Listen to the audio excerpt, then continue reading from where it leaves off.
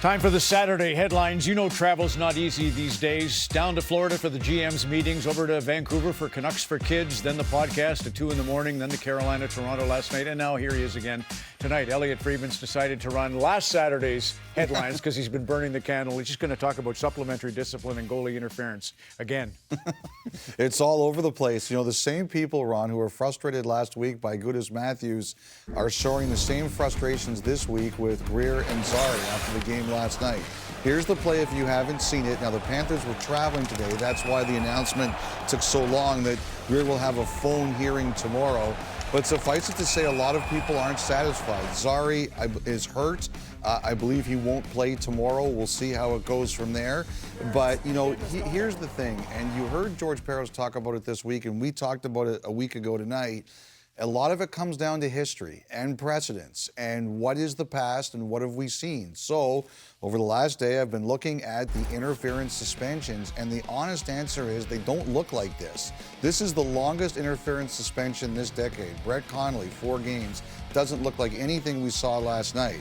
Here's Trevor Zegras. He got 3 games. Also not similar to what we saw last night. A couple in the playoffs. Brandon Hagel got 1 for this. Closer, but still not the same. The closest example you can find is Cale Makar, who got 1 playoff game for this one. And again, it's not quite similar. So, Ron, I know people are mad. Believe me, I've been hearing from them all day. They don't like the play, and it's a bad play. It shouldn't happen, and it should receive a stiff punishment. But, Ron, you see it there.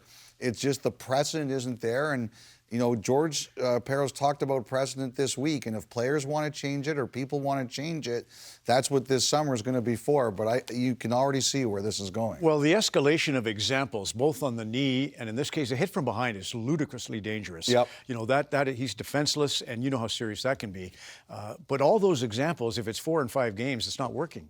It means that hasn't been a sufficient amount of games. And I think that is, and again, those plays are not really the same as the one we saw last night. Right, it's a different interference penalty and a major penalty he was given. So again, like we went through this last week, do the players really want to fight for change? Gary Bettman and Bill Daly said it never came up in collective bargaining. Let's see where we go this summer. And I thought on your blog, when you talked about the fact a third party, as well as a member of the PA and the league, it's all good discussion. What about the headshots, Tulsky? Yeah, so a couple people just asked me to follow up a bit. You know, Eric Tulsky and Gary Bettman had an exchange. It wasn't contentious. It was, there's an owner who supports this. Stiffer work on headshots, and Eric Tulsky said, the GM of the Hurricanes said, well, I support that. When Bettman said, well, we know which owner this is now. And he said, does anybody else agree? And nobody said anything, so they moved on. But the one thing I was curious about is, what does Tom Dundon want? Like, when he talks about headshots, what's he looking at? And I haven't spoken to him directly, but I asked a couple other GMs, was there anything said? And they said the only thing they really heard was that, you know, like, there are hits right now that are legal that he thinks should be illegal, and some of that has to do with height. One of the neat things you said on the podcast is you take pride in explaining what is happening, and you're not angry, but you're confused about goalie interference. Well, so's everybody else, and there was another one today, and this one, Pittsburgh, had a pretty interesting one. So this is the first Winnipeg goal. Morgan Barron knocks Karlsson into Shilovs, and when I saw this, I was like, this is not going to count, and it counted. And Pittsburgh is terrible at goalie interference challenges this year. They're 0 for 8. And, you know, I had one referee who backed this call, who was not working this game. He says it's a puck battle. Now, here's the problem with that, Ron. What Pittsburgh did was they took the unique step of, in the first intermission, they printed out the rule book and gave it to all the reporters. And there's nothing in the rule there that says puck battle. It just says players pushed, shoved, or fouled. It shouldn't count. And, you know, at the end of the game, Dan Muse, the Penguins coach, came out and said, we were told, go by the rule book. Well, there's the rule book. And I think one of the reasons Pittsburgh gave that to the reporters was they wanted to defend their coaches who challenged it. And, you know, I mean, we're in a really tough spot here, you know, right before the playoffs. I think a lot of people are really confused. Might be for the late game when you have time with Kevin Bieksa, but he supports the fact that Karlsson reached, and that's what caused Karlsson to be propelled by Morgan into his goalkeeper. Anyway, maybe that for a little bit later on. Elliotte Draisaitl, you were explaining Edmonton fans another reason to worry. So Elliotte Draisaitl is in Germany. He's seeing the same doctor that Austin Matthews saw last year. And he did an interview where he had a quote that sent Oilers fans into real panic. If everything goes as scheduled, basically that he hopes to go the team goes far enough that he can help them. And look, I looked into it. The Oilers this past week said that if everything goes as scheduled, he'll be back around the end of the regular season or right at the end of the regular season.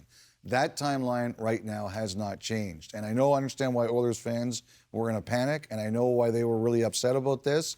But at this point in time, everybody would love an answer. Is he going to be ready for the start of the playoffs?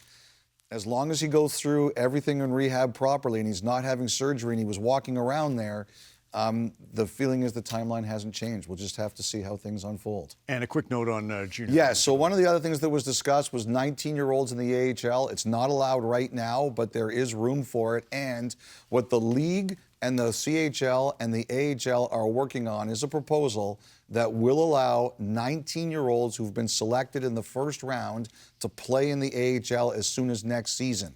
There will be no limit on the amount per NHL team.